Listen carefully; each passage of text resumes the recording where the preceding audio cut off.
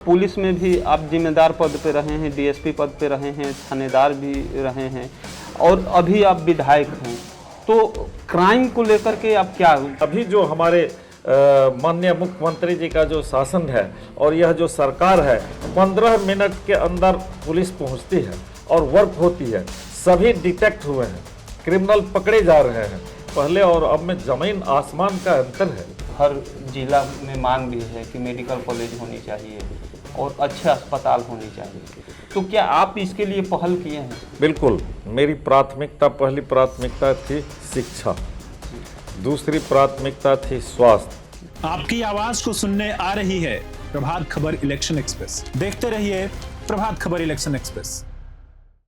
नमस्कार, मैं हूं राधेश्याम कुशवाहा। आज मैं पहुंच चुका हूं नरपतगंज विधानसभा में। यह नरपतगंज विधानसभा अररिया विधानसभा के सभी क्षेत्र में से एक है और हमारे साथ मौजूद हैं नरपतगंज विधानसभा के जयप्रकाश यादव जी, जो यहाँ के विधायक हैं, और इनसे बहुत कुछ चर्चा करेंगे। इससे पहले प्रभात खबर में आपका स्वागत है सर।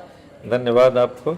आप पुलिस विभाग में इंस्पेक्टर से थानेदार से डीएसपी तक के पद संभाल चुके हैं। इसके बाद फिर राजनीति में कदम रखे, विधायक बने और लगातार नरपतगंज विधानसभा के विकास कार्य कर रहे हैं। तो दोनों में डिफरेंट क्या है सर, राजनीति और जो जिम्मेदार पद होता है एक डीएसपी का भी? नहीं, पुलिस और राजनीति दोनों मुझे लगता है कि एक दूसरे का पहलू है और दोनों जनता की सेवा के लिए ही बना है। और 24 आवर हम पुलिस में भी काम करते थे, पुलिसिंग में भी यही काम होता था और अभी भी हम 24 आवर जनता के लिए समर्पित हैं और जनता के लिए काम करते हैं। तो पुलिस वहाँ एक वर्ग तक सीमित था हमारा, लॉ एंड ऑर्डर नियंत्रण करना, अनुसंधान करना, लेकिन यहाँ आकर के विस्तृत क्षेत्र हो जाता है। हमें सभी विभागों को देखना पड़ता है, पूरे नरपतगंज क्षेत्र का चहुमुखी विकास को देखना पड़ता है। तो पुलिस से ज़्यादा गुरुतर जिम्मेवारी मैं राजनीति में महसूस करता हूँ। तो सर कहीं ना कहीं एक पुलिस में भी आप जिम्मेदार पद पे रहे हैं, डीएसपी पद पे रहे हैं, थानेदार भी रहे हैं और अभी आप विधायक हैं, तो क्राइम को लेकर के आप क्या कहेंगे? दोनों में अभी विधायक बने हैं, तो उसमें भी रोकने के लिए कहीं ना कहीं अपने विधानसभा में बहुत हद तक सक्सेस रहे हैं। देखिए, अपराध को समाप्त नहीं किया जा सकता, यह मानव की प्रवृत्ति होती है और प्रवृत्ति पर आप कम कर सकते हैं, प्रवृत्ति को आप बदल सकते हैं और बदलने की क्षमता होनी चाहिए, लेकिन वह कंट्रोल, नियंत्रण आप नहीं कर सकते हैं, मतलब समाप्त नहीं कर सकते हैं, उसको आप नियंत्रण कर सकते हैं। आप देखे होंगे कि 2005 के पहले बिहार की जो लॉ एंड ऑर्डर की स्थिति, अपराध की स्थिति अनियंत्रित थी, अराजक स्थिति में के माहौल में थे। दिन दहाड़े कहीं से किसी को उठा लिया जाता था, अपहरण कर लिया जाता था, लोग घर से नहीं निकल पाते थे, लड़कियां घर से नहीं निकल पाती थी, हमारे बच्चे सुरक्षित लौटेंगे कि नहीं, सबों को चिंता रहती थी। लेकिन अपराध जैसे ही सरकार बदली, नजरिया बदला, तो अपराध नियंत्रित हुआ, लोग घर से बाहर निकलने लगे, क्राइम कंट्रोल हुआ। तो वही अपराध होना कोई बात नहीं है, लेकिन अपराध होने के बाद उसको नियंत्रित होना बहुत बड़ी बात है। अपराध होने के कितने देर के बाद पुलिस पहुंचती है? आप देखते होंगे, अपराध हो जाता था 1 दिन, 2 दिन, 24 घंटा, 48 घंटा के बाद पुलिस पहुंचती थी। लेकिन अभी जो हमारे माननीय मुख्यमंत्री जी का जो शासन है और यह जो सरकार है, 15 मिनट के अंदर पुलिस पहुंचती है और वर्क होती है। जितने अपराध हुए हैं, जितने गंभीर से गंभीर अपराध और मामूली से मामूली अपराध हुए हैं, सभी डिटेक्ट हुए हैं, क्रिमिनल पकड़े जा रहे हैं, सलाखों में जा रहे हैं। तो अपराध नियंत्रित है, पहले और अब में जमीन आसमान का अंतर है। आपके विधानसभा में अपराध को कैसे नियंत्रण किए हैं, जो कि हर तरफ जो हम प्रभात खबर की टीम गई थी, चौक चौराहे पे चर्चा कर रही थी, तो कहीं ना कहीं ये देखने को मिला कि इस आप अपने विधानसभा में काफ़ी सक्सेस हैं अपराध को नियंत्रण करने में पहले की अपेक्षा। निश्चित रूप से मेरे पास तो पुलिस का भी अनुभव है जी। और मैं पुलिस के हर एक नियम कानून को भी जानता हूं। मैं पुलिस पदाधिकारी से बात करता हूं, उसे मैं गाइडेंस भी देता हूं, गाइडलाइन भी देता हूं कि आप इस तरह से काम करें। यहीं पर जो घटनाएं घटी थी, हत्या एक हुई थी मेरे यहाँ, और उसको उस टीम को मैंने भी सहयोग करके डॉग मंगवा करके डीआईजी से बात करके एसएसबी के डीआईजी से बात करके डॉग मंगवा करके और उसको डिटेक्ट करवाया। तो इस तरह के जितने क्राइम होते हैं, गंभीर से गंभीर क्राइम होते हैं, तो वहाँ मैं भी जाता हूँ और पुलिस पदाधिकारी को मैं भी निर्देशित करता हूं कि आप ये काम करें और सहयोग करके बताता हूं, करवाता हूं। कहीं ना तो कहीं इसीलिए मेरे यहाँ अपराध नियंत्रित है। बहुत से मैं तो ये कहता हूं ना कि जो केस मेरे जहन में आता है, अगर नहीं भी हुआ है तो उसे मैं उजागर करके एफआईआर करवाता हूं और उस पर कार्रवाई करता हूं, ताकि उसमें पुनः उस तरह की प्रवृत्ति की घटनाएं नहीं हो। आप अपने कार्यकाल 5 साल में जो अब पूरा भी करने जा रहे हैं, तो जो रोड बनवाए हैं अपने विधानसभा में, तो काफ़ी मतलब कि अच्छी स्थिति में है। हर रोड, चाहे वो गांव में जा रही है, चाहे मेन रोड हो, चाहे हाईवे है, तो ये आप कैसे कर पाए हैं? देखिए, हमारे आने के पहले कहीं रोड ही नहीं था, रोड नाम की चीज़ ही नहीं थी। इसीलिए आप देखेंगे कि 2020 से जो हमारा रोड बना है, मैं 441 रोड बनवाया हूँ। 441 पूरे विधानसभा में। मैं अपने विधानसभा में भरगमा, मेरे विधानसभा में 2 प्रखंड है, नरपतगंज और भरगमा, दोनों मिला करके 441 रोड है। कुछ रोड का मेंटेनेंस 5 साल का होता है। अभी मेरा चौथा और लास्ट साल चल रहा है, तो कुछ रोड मेंटेनेंस में है। और अभी जो नए रोडों की संख्या को आप देखेंगे तो बहुत काफ़ी संख्या में हमारे नए रोड स्वीकृत हुए हैं, समूह में स्वीकृत हुए हैं, जिसे मैं सब रोड पर काम मैं करवाना चाहता हूं। अब एक कॉन्ट्रैक्टर के पास काफ़ी रोड है, कॉन्ट्रैक्टर भी दिन रात लगे हुए हैं कि हम इसे पूरा करें। अभी लास्ट टाइम में, लास्ट मोमेंट में हम सबों का काफ़ी संख्या में रोड और पुलिया भी आया है। हमारे यहाँ पूरे विधानसभा में 75 पुल मैं बनवाया हूँ। कुछ पुल अभी बनाने के क्रम में है। अभी उसका शिलान्यास, मैं तो उस सब का शिलान्यास और उद्घाटन भी नहीं कर पाया हूँ। तो इसीलिए मैं कहता हूँ कि रोड बने हैं, पुलिया बने हैं, और महत्वपूर्ण रोड हमारे यहाँ कुछ ऐसे महत्वपूर्ण रोड हैं जो वर्षों से जर्जर स्थिति में थे। जैसे आपको पचगछिया रोड, खैरा चंदा रोड पचगछिया तक जाती है, काफ़ी जर्जर स्थिति में थी, बनना शुरू हुआ है, कुछ बना है, कुछ बन रहा है।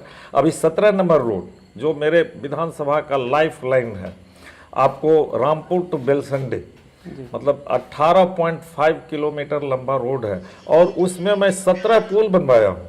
अच्छा, इतनी लंबी रोड है वो, इतना वो 10-12 पंचायत को जोड़ती है। और यहाँ मेन जो मेरा हाईवे है फरबिसगंज का, उसको सुपौल सीमा से जोड़ती है।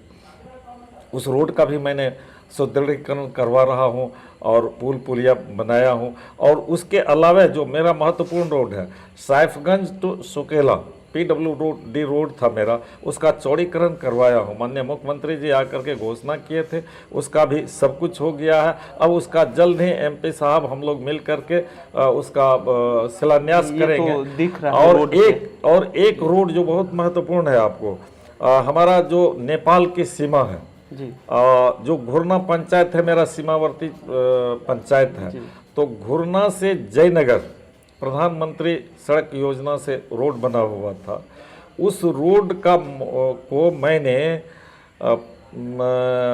पथ निर्माण विभाग से सुदृढ़ीकरण का कार्य स्वीकृत करवाया हूँ। अब हम बात करेंगे, और वह रोड हमारा इतना इम्पोर्टेंट रोड है कि 3 NH को पार करता है। भविष्य में उसको हमें बनमनखी तक जोड़ने का है। यह 90 किलोमीटर का रोड है, जिसमें अभी घुरना तक हमारा 45 किलोमीटर, सुकेला मोड़ तक, खोजरी तक जाएगा। खोजरी तक 45 किलोमीटर की लंबाई है, जो बाद में हाईवे का रूप दिया जाएगा। और यह उत्तर दक्षिण की दिशा में एक मेरा महत्वपूर्ण रोड है, जो मेरे अगले कार्यकाल में पूरा हो पाएगा। अपने सही है, बिहार के लोग ज़्यादातर युवा पुलिस में भी जाना चाहते हैं, तो इन युवाओं के लिए स्टेडियम या ग्राउंड की पे आपने काम किया है क्या? बिल्कुल। आप आज जिस नरपतगंज में थे, वो स्टेडियम हमारा बनाया हुआ है, हमारे काल का बनाया हुआ है। और एक देखिए, सरकार की पॉलिसी थी कि एक प्रखंड में एक ही स्टेडियम पहले बनेगा। तो जब पूरे राज्य में प्रखंड बन जाएगा तो फिर दोबारा स्टेडियम बनेगा। मेरे प्रखंड में, नरपतगंज में एक टाउन में है, और भरगमा प्रखंड में भी एक, धनेश्वरी पंचायत में है, तो बना हुआ है। तो जो सरकार का नियम है, जो पॉलिसी है, उसके तहत बना हुआ है, उसका विकास भी होगा। प्रयास कर और रहे हैं, बिल्कुल मैं प्रयास करते रहता हूँ, हमेशा प्रयास में रहता हूँ। और एक बात करेंगे छात्राओं के लिए या छात्रों के लिए, जो कि हर जिला में मांग भी है कि मेडिकल कॉलेज होनी चाहिए और अच्छे अस्पताल होनी चाहिए, तो क्या आप इसके लिए पहल किए हैं सर? बिल्कुल। मेरी पहली प्राथमिकता थी शिक्षा, दूसरी प्राथमिकता थी स्वास्थ्य, और तीसरी प्राथमिकता मेरी रोड, सड़क, पुल, पुलिया, अच्छा, ये थी। तो मैंने शिक्षा के क्षेत्र में भी काफ़ी प्रयास किया, और मैं तो हर एक स्कूल तो नहीं पहुंच पाया, लेकिन जितना पहुंच पाया उतना छात्र, अभिभावक एवं शिक्षक के साथ मैंने संवाद भी किया जी। मैं परखा भी कि कौन शिक्षक पढ़ाते हैं, कौन नहीं पढ़ाते हैं, छात्र पढ़ते हैं, नहीं पढ़ते हैं, सबको मैंने प्रोत्साहित किया। क्योंकि शिक्षा से ही विकास संभव है। अगर हम शिक्षित रहेंगे तो दूसरे को भी शिक्षित करेंगे, और देश भी शिक्षित हमारा होगा, तभी न हम ठगाएंगे और न हम ठगने देंगे। तो इस तरह की बात हमारे तभी वह क्षेत्र विकास हो सकता है। तो मैं स्कूल में भी काफ़ी समय दिया हूँ। स्कूल में छात्रों को पढ़ने में जो परेशानियाँ थी, टेबल, बेंच, अलमीरा, पुस्तकालय में रखने की, ये सारी व्यवस्थाएं मैं पर्सनल रुचि लेकर के करवाते रहा हूँ। और इसी दिशा में, इसी कड़ी में हमारे यहाँ काफ़ी संख्या में भूमिहीन विद्यालय थे। वहाँ मैं पहल करके विधानसभा में क्वेश्चन के माध्यम से शिक्षा विभाग से मिल करके मैंने उस सभी विद्यालय का भवन का निर्माण करवाया है। काफ़ी संख्या में भवन का निर्माण हुए हैं। और +2 विद्यालय में भी +2 भवन भी मैंने बनवाया है। कुछ ऐसे विद्यालय हैं, यहीं पर चकला निर्मली विद्यालय में +2 भवन बना है, मिर्दौल में +2 भवन बना है, बसमतिया में बना है। तो इस तरह के अनेकों विद्यालय हैं जहां भवन बना है। उधर महतवा बाजार में मैंने पर्सनल रुचि से +2 का भवन बनवाया। सिरसिया कला में +2 का भवन बनवाया। तो इस तरह से अनेकों एग्जाम्पल हैं जिसमें मैं पर्सनल रुचि लेकर के, और ख़ास करके विद्यालयों में मैंने भवन बनवाया पहले। इसी तरह से प्राथमिक विद्यालयों में भी भवन बने हैं, और भवन ही नहीं बने हैं। मैं जब जाता हूँ तो मैं DO को कह करके, BO को कह करके बराबर उसका चेक भी करवाते रहता हूँ। कई बार चेकिंग भी करवाते रहता हूँ, और ख़ास करके शिक्षकों की उपस्थिति सुनिश्चित हो, छात्र पढ़े। हमारे यहाँ बहुत अच्छे अच्छे भी स्कूल हैं। एग्जाम्पल के लिए आप दरगाहीगंज का स्कूल है, यहाँ रेवाही में जो रेवाही वाला स्कूल है हमारे यहाँ, जहाँ राजदीप जी टीचर हैं। ये सब कहूँ उत्कृष्ट स्कूल हैं। जिला में महत्वपूर्ण स्थान रखने वाले, जिला नहीं स्टेट में महत्वपूर्ण स्थान रखने वाले वो खेल के लिए जाने जाते हैं। दरगाहीगंज स्कूल को कईकों रिवार्ड मिल चुका है। नरपतगंज आदर्श मध्य विद्यालय है, वो भी काफ़ी प्रोग्रेसिव है, जिसका अनुकरण किया जा सकता है। और मैं शिक्षकों को साथ भी संवाद करता हूँ और कहता हूँ कि आप अनुकरण करें इन विद्यालयों का। खैरा में भी जब हम नरपतगंज विधानसभा में घूम रहे थे तो देखे कि यहाँ पे किसान भी बहुत हैं और खेती भी बहुत है। तो किसानों के लिए आप अपने कार्यकाल में क्या काम किए हैं? किसानों के लिए निश्चित रूप से इसके इरिगेशन की सुविधा के लिए भी काम किया हूँ। अभी जो आपको मैं पर्सनली पहल करके क्षेत्र में इरिगेशन के लिए एग्रीकल्चर लाइन जोड़वाया है, अलग से ट्रांसफार्मर दिया है जिसके माध्यम से कि उपभोक्ताओं को बिजली मिल सके। अभी भी उस दिशा में बहुत काम, हमने काफ़ी ट्रांसफार्मर इंस्टॉल करवाया है। और हमारे यहाँ अभी जो विद्युत की सबसे बड़ी ज़रूरी अभी विद्युत की है। पहले लोग लालटेन युग में जीते थे जी। उन्हें विद्युत की आवश्यकता नहीं थी, वे बर्दाश्त कर लेते थे, लेकिन अब 1 मिनट भी बर्दाश्त करना लोगों से मुश्किल की बात हो गई है। हमारे छात्र अगर शाम में नहीं रहेगा लाइन तो छात्र नहीं पढ़ पाएंगे, कोई काम मोबाइल उसका चार्ज नहीं हो पाएगा, तो ये अन्य ज़रूरतें इतनी है, उसको देखते हुए हमारा कंज्यूमर इतना बड़ा है। और सरकार इस दिशा में प्रयत्नशील है कि हर घर हम बिजली पहुंचाएंगे और हर खेत को हम पाने के लिए बिजली पहुंचाएंगे। यह हमारे सरकार का संकल्प है और इस संकल्प को पूरा करने के लिए हम लोग युद्ध स्तर पर विभागीय बैठक करके बिजली विभाग के एग्जीक्यूटिव, एसडीओ, इंजीनियर्स और उपभोक्ताओं के साथ मैंने यहाँ कई बार बैठकें आयोजित करवाया है और चिन्हित करवा करके उनको ट्रांसफार्मर लगवाया है और अभी बहुत लगना भी बाकी है, तो जिससे मैं आने वाले समय में मैं पूरा करूंगा निश्चित रूप से। नवंबर से पहले फिर विधानसभा के चुनाव है और आप जनता के बीच में जाएंगे और मुझे उम्मीद है कि जब जनता आप पे भरोसा करेगी तो कुछ ऐसा काम है जो आपके मन में चल रहा है, छूट गया हो, आप नहीं कर पाए हैं, तो वो काम करना चाहेंगे? निश्चित रूप से। अभी हमारे यहाँ एक भी रेफरल अस्पताल नहीं है जी।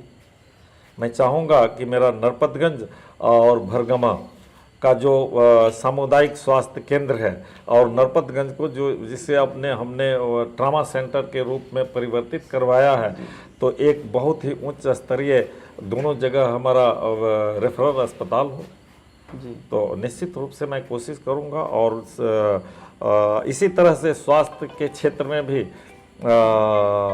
हमारे यहाँ बहुत सारे काम हुए हैं। हॉस्पिटल हमारे यहाँ बहुत सारे पीएचसी बने हैं जी। मैं नरपतगंज में भी और भरगवा प्रखंड में भी 13 पीएचसी अभी नया बना है, नया स्वीकृत हुआ है, कुछ बनने के कगार पर है, कुछ का बनवाएंगे। इसी तरह से 7 भरगवा में बन रहा है, कुछ बने हैं और कुछ बन रहा है। तो उत्कृष्ट अस्पताल लोगों को स्वास्थ्य के लिए ज़रूरी है, ये मैं निश्चित रूप से देना चाहूँगा। और अभी जो कह रहे थे कि एक मेडिकल कॉलेज की घोषणा तो हमारे मुख्यमंत्री जी आए थे, अररिया में हो ही गया है। तो इस तरह के अनेकों कार्य है जिसे भविष्य में किया जाना है जनता के हित में, यही मेरा। तो हमारे साथ नरपतगंज के विधायक हैं मौजूद और इन्होंने बहुत कुछ काम किए हैं और बहुत कुछ काम करने की सपना है जो कि सजा के रखे हैं। अगर फिर मौका मिलता है तो ज़रूर कहीं ना कहीं नरपतगंज विधानसभा की तस्वीर बदलेगी, क्योंकि इनके पास तमाम योजना है जो फिर आने वाला विधानसभा चुनाव में अगर मौका मिलता है तो कहीं ना कहीं ये ज़रूर करेंगे। प्रभात खबर टीम से बात करने के लिए बहुत बहुत धन्यवाद सर। प्रभातखबर.com, विश्वास वही, रफ्तार नहीं।